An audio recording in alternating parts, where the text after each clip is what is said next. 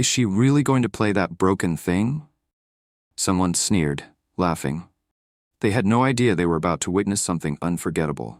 A simple woman was handed a dusty violin as a cruel joke, but when she played, she shattered every cruel laugh, every smug whisper, and every wall built to keep souls like hers silent.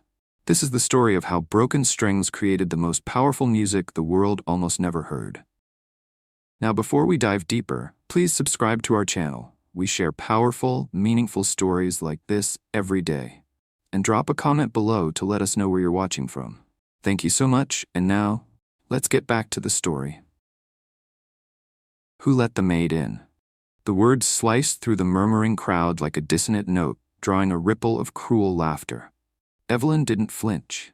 She stood at the edge of the banquet hall, near the stage, hands folded quietly in front of her thrift store coat. The air reeked of perfume and pretension, thick with champagne bubbles and hollow compliments. She hadn't come for attention, only to sit in the back, to hear the music, to remember. Another voice joined in, louder, mocking. Maybe she's here to dust the instruments. This time the laughter was harsher, bolder, like wolves closing in on a rabbit. A tuxedoed man with graying temples pointed toward the neglected violin propped against the side of the stage, aged, dusty, unused. "Come on," he grinned wickedly, already drunk on power and Pinot Noir. "Play us a tune, sweetheart. Something simple. Maybe Twinkle Twinkle?" Laughter. Snickers. The kind that doesn't care if it draws blood. Evelyn's eyes slowly lifted from the floor to meet his. She didn't smile, didn't cry, didn't explain why she was there or who she was. Her gaze was steady, calm, ancient, like someone who had already bled and burned and lived to play again. She walked past the velvet ropes. "Excuse me, ma'am, the stage is..." The young MC stammered, but the silver-haired man cut him off. "No, let her. This should be rich," he sneered. "Someone record this. We could all use a laugh." Phones lifted like weapons. The violin sat there, coated in dust, its strings loose from years of neglect. A relic no one respected anymore, like her. Evelyn reached out, brushing her fingers across the worn wood. The air changed. The clinking of glasses faded. Her hands, calloused but gentle, lifted the instrument with reverence, like a priest lifting a sacred object. She tucked it under her chin. The crowd leaned in, expecting chaos, expecting noise, expecting failure. But Evelyn didn't play. Not yet. 5 minutes earlier, no one had even noticed her. She had arrived alone, quietly, walking into the grand chandelier-lit venue with shoes that clicked too softly on the marble floor to matter. Her coat was old, her hair in a plain bun, her skin without makeup, her eyes without fear. The Astoria Conservatory Gala was a shrine to music's elite, a night where money disguised itself as culture, where patrons drank aged wine while applauding talent they could never understand. She hadn't come to be seen. She hadn't even planned to stay. She just wanted to hear a quartet play a piece she once knew by heart. But fate or cruelty had other plans. She had been standing near the side wall, by the stage curtain, where no one else bothered to look, when she noticed the violin. Its case cracked open like a forgotten tomb. Its strings sagged, bow frayed. No one had even wiped off the dust. It mirrored her, in a way. Worn, dismissed, ignored. And then someone had noticed her. The man who started it, Mr. Daniel Whitmore III, real estate tycoon and wannabe violin sponsor, had assumed she was staff. She hadn't responded to his greeting quickly enough, and that had made her invisible. Dangerous, a curiosity to humiliate. When he joked about her playing, he didn't expect her to move. But she had, and now here she was, standing on the gala stage, raising a violin that should have been silent forever. A woman in a sequined dress muttered, "She's not really going to do it, is she? She looks like she hasn't touched a bow in her life. Bet she squeaks on the first note." Still, Evelyn said nothing. She adjusted the violin's pegs with careful precision. Her fingers didn't tremble. A nearby music professor leaned into his colleague, narrowing his eyes. "Did you see the way she's holding it? That posture." The other man scoffed. "Even a parrot can mimic grace." The room buzzed with whispers, cameras, and disdain. Then Evelyn raised the bow. Silence, not forced, not polite, something deeper. A collective breath held hostage by the moment. The bow hovered midair, paused like a question about to be answered, and still she didn't play. Because she remembered. Years ago, in a dusty apartment in Harlem, Evelyn had played the violin every night after her shift at the diner. Not for fame. Not even for an audience, just to keep her soul intact. Her father had taught her. A jazz violinist who never got the acclaim he deserved. She had inherited both his gift and his burden. She was admitted to the Royal Manhattan School of Music at 16. Graduated with honors at 20, played in Paris, in Vienna, in Johannesburg. But after the fire that took her daughter, Evelyn never touched a violin again, until now. Mr. Whitmore, tired of waiting, jeered from his table. She doesn't even know how to tune the thing. What's next? Interpretive dance? That was the final straw. Evelyn drew in a long, deep breath, and then she played. The bow met string like flint to stone. The note was sharp, clean, and impossibly rich, like velvet soaked in thunder. One sound, one heartbeat, then another. Then a phrase. A line lifted from Bach's Partita No. 2. Not the beginning, the middle, the hard part. The part only seasoned masters dared perform without rehearsal. But Evelyn didn't need rehearsal. She had lived this piece, grieved with it, cried through it, slept beside it on nights when the world fell apart. Each note now was a memory, a confession, a resurrection. People stopped breathing. A woman's wine glass slipped from her hand, shattering to the floor. She didn't even flinch. Evelyn stood like a statue possessed by light, bow slicing the air in rhythm with unseen tides. The dusty violin, forgotten and cracked, now cried like it remembered love. The music soared, and with it the crowd began to transform. Laughter died, phones lowered, eyes widened, then moistened. Even the arrogant Mr. Whitmore sat paralyzed, his smirk faded, replaced by a flicker of something he hadn't felt in years, humility. The only movement in the room came from Evelyn's hands, and the ghost she was bringing back to life. It was no longer a performance. It was a reclamation. Evelyn's body moved with the music, not theatrically, but with precision, with grace. Her left fingers danced across the fingerboard while her right hand swept the bow with a surgeon's control. It wasn't the flashy kind of playing people expected from viral videos. It was more dangerous than that. It was honest, and honesty, in a room full of masks, was devastating. No one knew how to react. Some stood, mouths slightly parted. Others sank into their seats, mesmerized. The MC, who moments ago tried to wave her off the stage, was now frozen like a man watching a miracle. At the front table, Daniel Whitmore III gripped his champagne glass so tightly it trembled. He leaned forward, brow furrowed, not in admiration but confusion. "What the hell?" he whispered to no one. Beside him, his younger girlfriend whispered, "She's incredible." He didn't answer.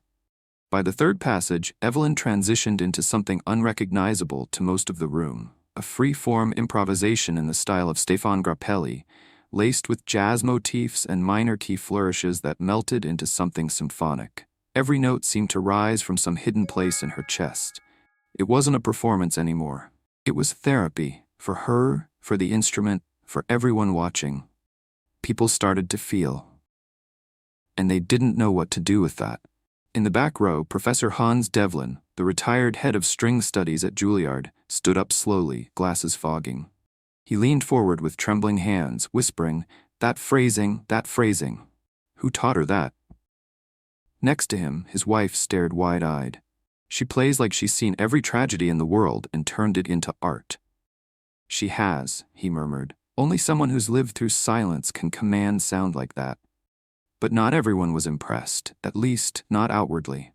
Across the room, a young violinist named Logan Royce, prodigy, influencer, darling of New York's modern music scene, shifted in his seat uncomfortably. He had played earlier that night. His performance had been precise, technically sound, and completely forgettable. Now, as Evelyn played with a cracked instrument and no accompaniment, she was dragging every listener into a deeper emotional sea than he had ever touched. "Who is she?" he muttered, irritation cutting through his whisper like vinegar. One of his entourage offered a forced laugh. Probably some washed-up concertmaster from a pit orchestra. But Logan knew better. He could hear it. And that terrified him. Evelyn didn't see any of this. Her eyes remained half-closed, face angled slightly to the right, as if listening to something distant. Maybe a memory. Maybe a prayer. She wasn't playing to impress them. She was playing despite them. Every time her fingers shifted, she reclaimed another part of herself. Every crescendo was a door opening. Every vibrato, a wound released. The violin had been silent for years. Now it howled with color. Somewhere near the center of the room, A young girl sat in a too-big chair, her feet swinging above the floor. She wasn't dressed like the others, no glittering gown, no pearls. Just a simple green dress and eyes full of wonder. Her name was Anya, and she was the adopted daughter of a board member who had dragged her to this gala. Now, for the first time all night, Anya was still. Her tiny hand clutched the edge of the table, her eyes locked on Evelyn. And slowly, without realizing, she whispered, "She's making the violin cry." Her father looked over in surprise. "What did you say?" Anya didn't answer. She was too busy listening. Back on stage, Evelyn reached the final passage of the improvisation, a quiet, deliberate descent into harmonic beauty that echoed like cathedral bells under moonlight. Each note lingered, hung, died, and then silence, not applause, just silence. As if the entire room, dripping in money, soaked in ego, had finally remembered what music meant. The moment cracked when someone dropped their wine glass. It shattered. A gasp followed. Then came the first clap, from Professor Devlin. One sharp, deliberate clap that echoed like thunder in a museum. Another joined, then another. And then the room exploded. A standing ovation roared to life as the entire audience surged to their feet in unison. Not out of politeness, not even out of obligation, but out of sheer unfiltered awe. Tears ran freely down cheeks. Phones that once recorded her to mock her now streamed the moment with reverence. And Evelyn? She stood there quietly, lowering the violin. She bowed, gently, not deeply, not dramatically, just enough. Enough to say, "I came. I played, I healed." As the applause thundered on, Evelyn stepped off the stage like a ghost drifting through a burning house, untouched by the flames behind her. The crowd parted around her, forming a path not out of respect, but out of stunned disbelief. She didn't meet their eyes. Not Daniel Whitmore's, whose smug confidence had melted into a pale hush. Not the MC's, who now looked ready to apologize with every muscle in his face. Not even the renowned music donors or the high society ladies clutching their pearls like they might fall apart if they let go. She kept walking, straight toward the exit. But someone stopped her. A voice, hoarse with age and emotion, called out from the back. "Miss Evelyn Hart?" She froze. The name hadn't passed through anyone's lips in over 10 years. Slowly she turned. From the crowd emerged an older man, his cane tapping against the marble floor. His posture wasn't much, but his eyes were sharp with memory.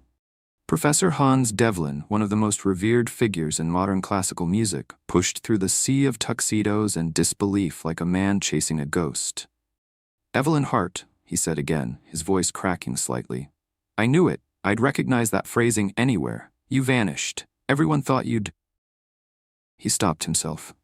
"Where have you been?" Evelyn didn't answer right away. Her hands were still cradling the violin, this broken, discarded relic, like it was a piece of her own body. She looked at Professor Devlin, and for a moment her eyes were no longer guarded. "I've been living," she said softly. Just not out loud. Gasps echoed through the room as her name registered. Evelyn Hart. Once hailed as the soul of strings, she had debuted at Carnegie Hall at 22, praised by the Times as the violinist who makes grief sing. But then, overnight, she disappeared. No farewell concert, no interviews, just silence. Whispers now rushed through the crowd like wind through a field of secrets. She was supposed to lead the London Philharmonic. Wasn't she in line to teach at Curtis? Didn't her daughter? Yes, someone interrupted. Her daughter died in a fire. After that, nothing. Daniel Whitmore slowly rose from his seat, unsure whether to approach or disappear into the floor. His girlfriend stared at him. "You mocked a legend."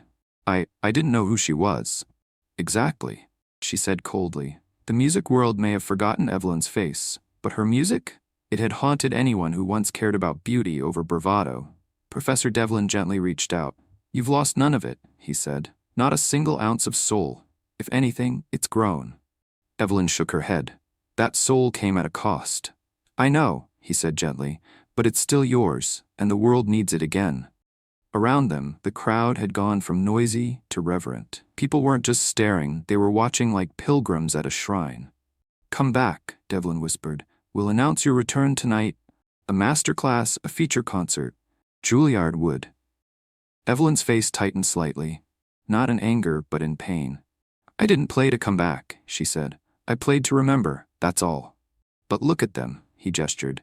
"You've changed this room, you woke something we all forgot was sleeping. Just then, a young voice piped up. "Miss?" Everyone turned. It was Anya, the little girl from earlier, still in her green dress, eyes wide with admiration. She held a paper napkin with something scribbled on it, sheet music in crayon. "I'm learning violin. I don't like it much, but when you played, I felt it. Could you teach me how to make it sound like that?" Evelyn knelt in front of her, smiled, and placed the dusty violin gently into the girl's small hands. "You already know the secret," she said. "What secret?" Anya blinked. "Play like your heart's breaking, even if it's healing." In the corner, a local arts reporter who had arrived late to the gala was already writing the headline, "Mystery Woman Stuns Elite Gala, Revealed to be Vanished Violin Prodigy Evelyn Hart." The video was already going viral. The mockery had become mythology, but not everyone was ready to celebrate. Logan Royce, still seated, still simmering, watched the moment unfold with clenched fists. "Looks like the Queen's back," someone near him joked. Logan didn't laugh. He just narrowed his eyes. "We'll see how long the crown stays on." Back at the stage, the dusty violin sat on its old case once more, still humming from the soul Evelyn had poured into it. She didn't need applause. She had reclaimed something far greater. The air outside the gala was colder than Evelyn remembered. Or maybe it was just quieter. The clamor of the standing ovation still echoed faintly behind her as she stepped onto the marble steps, violin case cradled under one arm like an old friend returned from war. Streetlights glimmered through the mist, traffic hummed in the distance, and Evelyn exhaled. She had no intention of staying for champagne toasts or media fawning. She hadn't played to prove anything. Not anymore. That part of her life had burned with the apartment, with her daughter, with the version of herself who once needed the stage to feel seen. Behind her, the doors to the gala remained open, the stunned crowd still murmuring. She kept walking. But then, "Miss Hart, wait."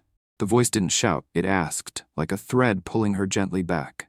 She turned. It was a woman in her late 30s, sleek gray suit, no glitter, no vanity, her eyes sharp, but her presence calm, someone used to power, not obsessed with showing it. "My name is Celia North. I'm with the Manhattan Youth Conservatory. May I speak with you for a moment?" Evelyn raised an eyebrow, curious. She nodded once, and Celia stepped closer, lowering her voice as if this conversation was not for the marble steps, but for something sacred. "I saw what you did in there. I saw how they looked at you before you played. And after."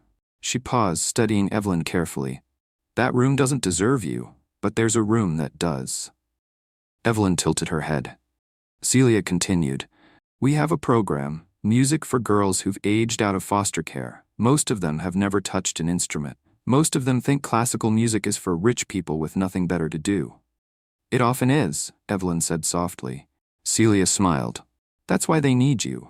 Not just the technique, the truth, the scars, the way you made that violin weep tonight. They understand that language." Evelyn looked away for a long moment, watching a cab pull up across the street. She could just go. She could vanish again, with no obligations, no legacy to rebuild. But then her eyes drifted back to the building behind her, to Anya's face, to the silence after that final note, to the ghost of her daughter Ava, who once begged to learn music but never got the chance. "How many girls?" Evelyn asked. 15, Celia replied. "Only 6 have stayed longer than 2 weeks. They trust no one, but if someone like you walked in..." She stopped. "You wouldn't need to convince them. Just play." Evelyn closed her eyes. She could still feel the music in her hands, like a candle that refused to go out. "I'm not a teacher," she whispered. "You were tonight," Celia said. "To every soul in that room." Evelyn didn't answer right away. She looked down at the violin in her hands, still dusty, still imperfect, and thought of what it had survived, and what she had survived with it. "I'll come by," she said at last. "No promises. That's all I ask." Celia offered her card, then paused. "One more thing." Evelyn looked up. "Daniel Whitmore's team is already trying to spin this. He wants to donate violins to make it look like he discovered you." Evelyn raised an eyebrow, unsurprised. "He didn't even discover his own decency." Celia laughed. "Exactly, so we'll keep this quiet. No press, no stage, just 15 girls, and a woman who turned dust into music." By the time Evelyn disappeared into the night, the headlines were already spreading. "Washed-up woman stuns gala with genius violin performance. Mystery musician shames Manhattan's elite." Violin prodigy Evelyn Hart, where has she been? But Evelyn wasn't reading them. She was walking home. And in her mind, she wasn't hearing applause anymore. She was hearing a group of girls in a cold room somewhere, waiting for someone to show them that sound could save them. The Manhattan Youth Conservatory wasn't the kind of place featured on brochures. It sat quietly between two boarded-up storefronts, no grand signage, no polished stone, just a rusted metal door and a buzzer that crackled when pressed. Evelyn stood outside, violin case in hand, watching the snow melt into dirty puddles around the curb. She didn't knock right away. This wasn't a concert hall. There was no red carpet, no standing ovation waiting behind the door. Just 15 girls in a room full of distrust. She rang the buzzer. Celia's voice answered a moment later through the intercom, crisp but warm. "Come in, Evelyn." The door clicked. The hallway smelled of pencil shavings and worn linoleum, the kind of scent that instantly tells you no donor has walked these halls in years. Evelyn moved slowly, her boots echoing softly. Laughter echoed faintly from the back, wild, raw laughter, but not joyful. Defensive. The kind of laughter that fills silence before someone else does. At the end of the corridor was a chipped wooden door labeled Studio 3. Celia opened it just as Evelyn reached it. No press, no introductions, just you. Inside, the girls sat in a loose, uninterested semicircle. Some slouched, some stared out the window. A few glanced up at Evelyn, then back down at their phones. One girl whispered something that made two others snort. Evelyn took them in quietly. Their ages ranged from maybe 14 to 19. Braided hair, shaved heads, hoodies, chipped nails, hard stares. One girl wore headphones. Another had scrawled lyrics in Sharpie across her jeans. None held an instrument. None looked ready to listen. Celia gave a short nod and stepped aside. Evelyn walked into the middle of the room. No one applauded. No one cared. Good, Evelyn thought. Applause meant nothing here.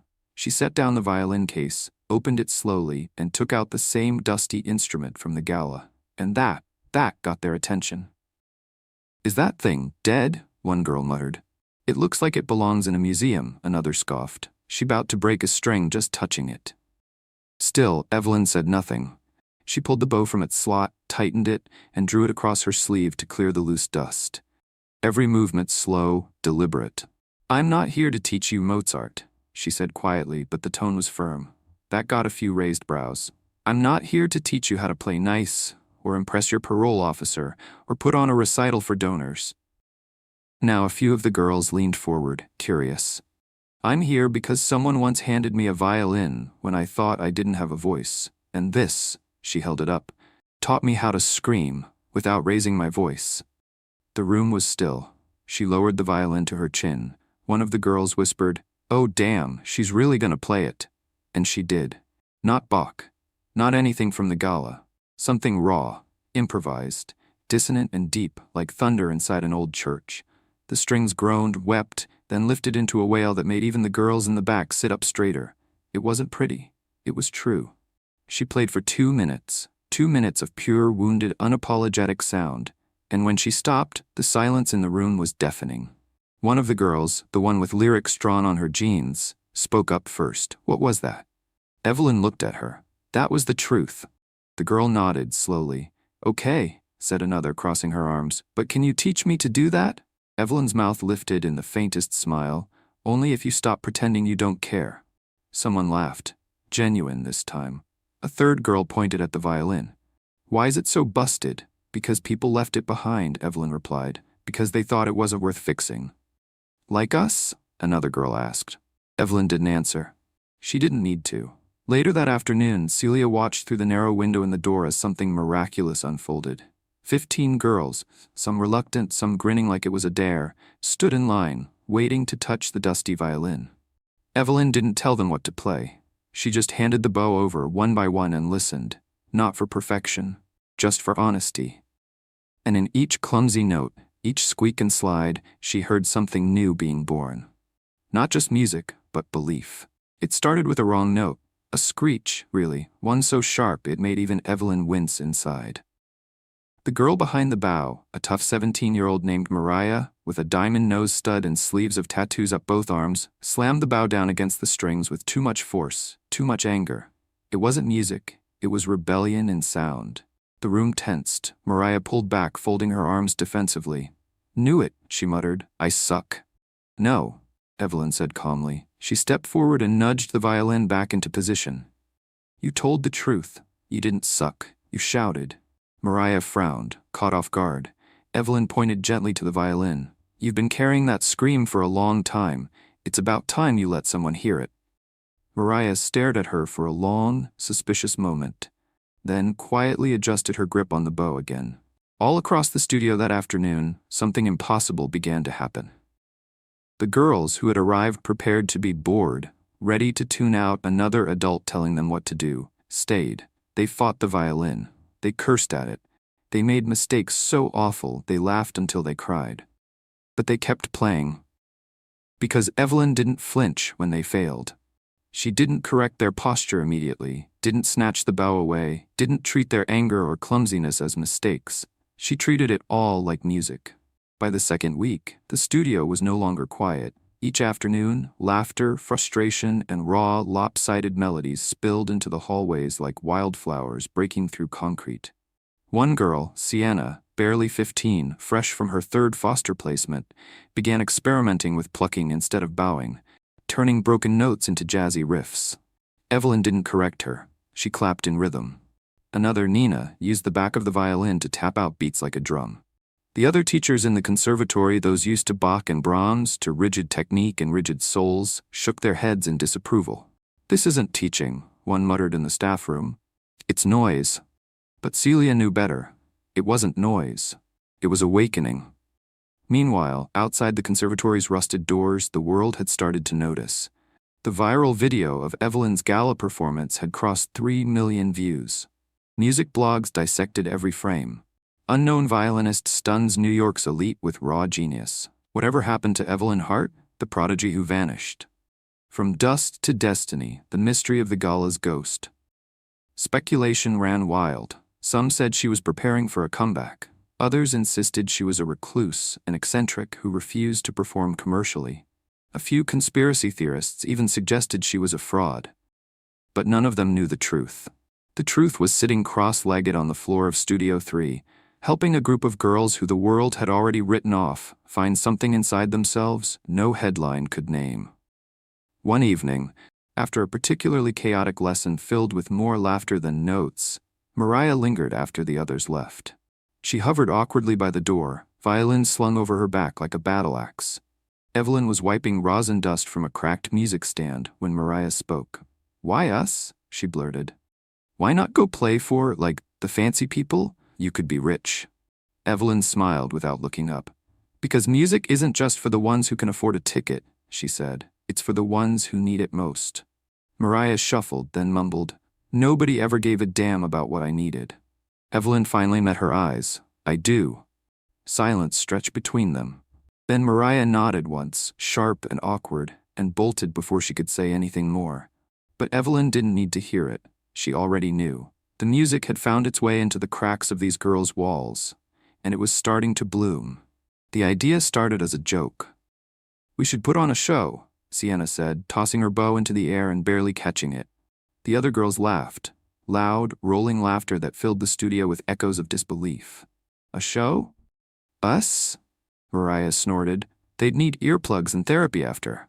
But Evelyn didn't laugh. She set down the battered violin she was tuning and said, in that calm, quiet way that always cut through the noise, "Why not?" The room fell still. "You're serious?" Nina said, blinking. Evelyn shrugged lightly. "You've already got the most important thing most musicians spend their whole lives chasing." "What's that?" Mariah said, suspicious. "Honesty." The girls exchanged nervous glances. Some shifted in their chairs, others looked down at the floor like the idea was too dangerous to touch. Sienna mumbled, "We don't even know any real songs." Evelyn's lips curved in a small, knowing smile. "Good," she said. "Then you'll make your own." The next few weeks passed in a blur of chaotic, beautiful creation. Instead of rigid scales and arpeggios, Evelyn taught them how to tell stories through sound. They wrote melodies based on memories, some sweet, some sharp-edged. They experimented with rhythms pulled from laughter, from shouts, from silent nights spent alone. They learned that a wrong note wasn't a failure, it was a fork in the road. Bit by bit, the melodies stitched themselves together into something raw and real. A piece called Broken Strings. No sheet music, no formal structure, just the sound of 15 battered hearts refusing to be silent. Word of the upcoming performance spread through the conservatory like wildfire.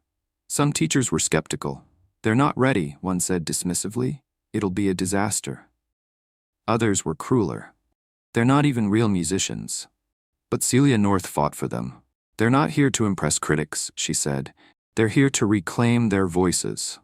And so, on a chilly Saturday evening, folding chairs were set up in the tiny multi-purpose room. The stage was nothing more than a rug taped down with fluorescent lights buzzing overhead, no velvet curtains, no string quartets, no tuxedos, just them and Evelyn. An hour before the performance, Evelyn sat alone in Studio 3, rehairing an old bow. She felt the tremble in her hands. Not fear of failure, fear of losing this fragile thing they had built if tonight went wrong. She had lost so much before, she couldn't lose this. She closed her eyes, and that's when she heard it. The door creaked open. She didn't turn around right away. She didn't need to. The footsteps were careful, calculated. The scent of expensive cologne drifted into the room, sharp and sour. And then the voice. "Well, isn't this quaint?" Evelyn rose slowly, violin still in hand. Facing her, smug as ever, stood Daniel Whitmore III, the man who had mocked her at the gala, the man whose name she hadn't thought of once since that night. He smiled. A smile meant to charm, but that didn't reach his eyes. "I've been looking for you," he said. "I wasn't hiding," Evelyn replied, voice flat. He stepped forward, examining the cracked violin like it was a cockroach under a microscope. "You're throwing all that talent away on this?" He gestured around the rundown room. "On these delinquents?" "They're not delinquents," Evelyn said, voice steely. "They're survivors." Daniel chuckled, low and condescending. "Well, survivor," he said, drawing out the word like it was a joke. "I have an offer. Real stages, real money. Think about it. Evelyn Hart's comeback tour, sponsored by Whitmore Enterprises. Full rehabilitation story. We'll spin it beautifully. You'll be rich. They'll be forgotten. Like they're supposed to be." He said it so easily. Like stepping over broken people was natural. Like it was expected. Evelyn's grip tightened on the violin. She looked him dead in the eye. And for the first time in years, she didn't feel the slightest pull of doubt or temptation. "I would rather play broken strings on a sidewalk for the rest of my life," she said quietly, "than let you turn my story into a lie." Daniel's smile faltered. For a moment, the mask cracked, and beneath it, she saw the emptiness, the fear. The small, frightened boy buried under a $1,000 suit and a desperate need for applause. "You'll regret this," he hissed. "No," Evelyn said, lifting her violin, cradling it to her shoulder like a weapon, like a shield. "You will." Without another word, she turned her back on him and walked out. The girls were already gathering, nervous energy buzzing in the small hall. As Evelyn stepped into the light, violin in hand, Mariah caught her eye. "You good?" Mariah asked, chewing her lip. Evelyn smiled, a real smile. "I'm ready." The girls took their places. 15 girls, 15 broken, unpolished instruments, 15 bruised hearts ready to tell the world who they really were. No one knew what would happen. No one knew if it would be beautiful or terrible. But Evelyn knew one thing for certain. Tonight, they wouldn't be forgotten. They would be heard. The small room buzzed with nervous energy. Plastic folding chairs squeaked against the floor as people shifted, whispered, and stared at the makeshift stage. A taped-down rug with no microphones, no orchestra pit, no velvet backdrop. Just 15 battered violins cradled in 15 uncertain hands. Parents, foster guardians, a few conservatory donors curious about the experiment. And tucked in the back, arms crossed and sunglasses hiding his scowl, Daniel Whitmore. The lights flickered once, then dimmed. And Evelyn Hart stepped forward. She didn't say a word, she just raised her hand. The girls lifted their bows. A breathless hush fell over the room. Then Evelyn lowered her hand, and the music began. It wasn't polished. The first notes stumbled like newborn fawns, wobbly and wild. Mariah's bow screeched against the string. Sienna plucked the wrong note. Nina's rhythm was off. Someone giggled nervously in the back. But Evelyn didn't flinch. She had taught them. Mistakes weren't failures. They were truths, and one by one, the girls found their footing. The melody, fragile and bruised, wove itself together like a broken tapestry being stitched midair. Notes rose and fell like memories half forgotten, but too stubborn to die. Each girl's part was rough, imperfect, but their souls burned through every raw stroke of the bow. By the second movement, something impossible happened. The audience stopped waiting to be impressed. They started feeling. Sienna's solo came first. She stepped forward awkwardly, cheeks burning, fingers trembling. Her bow slipped once, but she caught it, and then she played a slow, aching line that sounded like a child crying in the dark. There was a crackling silence when she finished. No polite applause, no coughs, just silence full of weight and wonder. Then came Mariah. Her piece wasn't soft. It was defiant, crashing chords that stomped and screamed without apology. Her whole body bent into it, her bow flying across the strings like she was carving scars into the air. When she finished, she didn't bow. She just looked out at the room like a dare. Evelyn smiled. The room sat stunned. And then the finale. All 15 girls raised their bows one last time. They played not as soloists, but as one wounded, roaring, imperfect symphony. A song with no name. A song stitched from every night they'd been left behind. Every door slammed in their faces. Every silent cry no one answered. Now it was answered. Not by money, not by fame, but by their own hands, their own voices, their own music. By the final note, Evelyn could hardly see the audience through the tears burning her eyes. She lowered her hand. The last vibrations of the violins hung in the air like prayer smoke. And for a long, perfect moment, no one clapped. They couldn't. They were too full, too wrecked, too awakened. And then, slowly, like a tide turning, the room rose to its feet. Not with the wild, showy ovation Evelyn remembered from her gala humiliation. This was different. This was reverence. This was the sound of people who had witnessed something. In the back, Daniel Whitmore didn't clap. He slipped out the door like a shadow, unseen and unimportant. But Evelyn didn't even glance at him. She had already won a battle he couldn't even comprehend. The girls stood frozen for a moment, looking at each other, looking at Evelyn. For the first time, they didn't seem to know what to do. So Evelyn stepped forward. And without a word, she bowed to them. One by one, the girls bowed back. Their smiles cracked through the armor they had worn so long, not because they had played perfectly, but because they had played honestly. And in that room, for the first time in too many years, honesty was enough. It was everything. They didn't know it yet, but the video started uploading before they even left the stage. One of the girls' caseworkers, stunned to silence during the performance, had pulled out her phone halfway through. Not to brag, not to show off, just to remember. By Monday morning, the clip was everywhere. First, it was a local blog, Foster Girls Bring Down the House with Unforgettable Violin Performance. Then a morning news segment, The Symphony of Survivors, Teens Reclaim Their Voices Through Music. By Wednesday, national outlets had picked it up. They played snippets of Sienna's trembling solo, Mariah's defiant chords.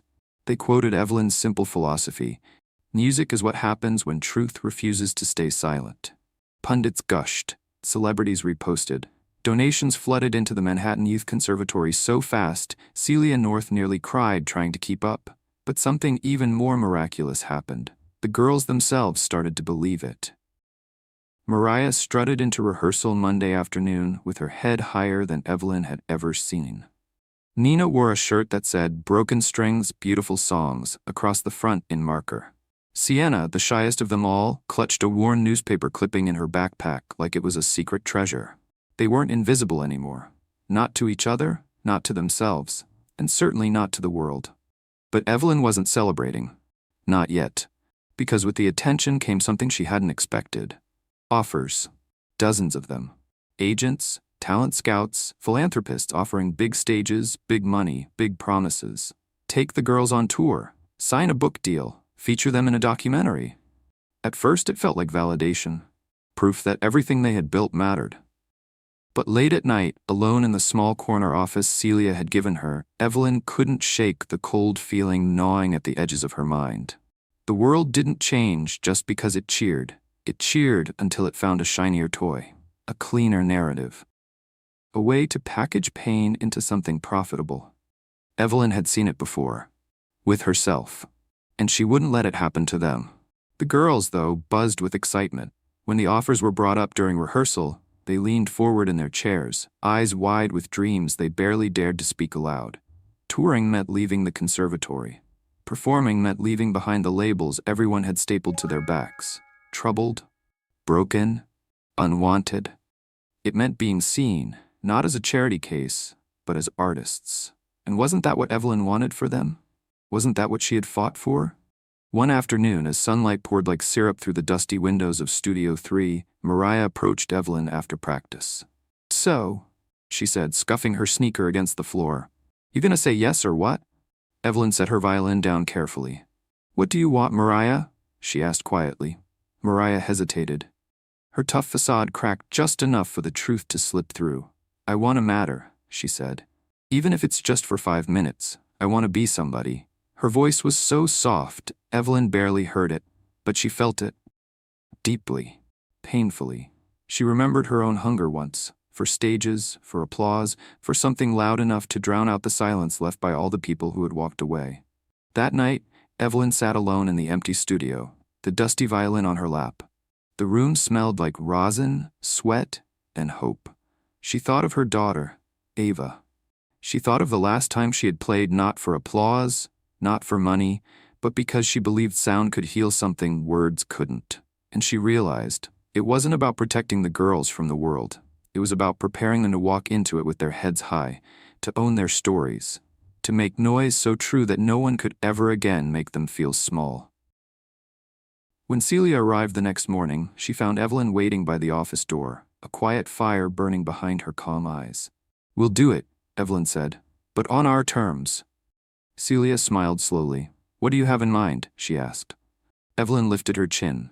"No polished tours, no charity pity shows, no sponsors who just want a sob story." She placed her hand on the violin case. "We'll create our own concert. One night, our music, our truth.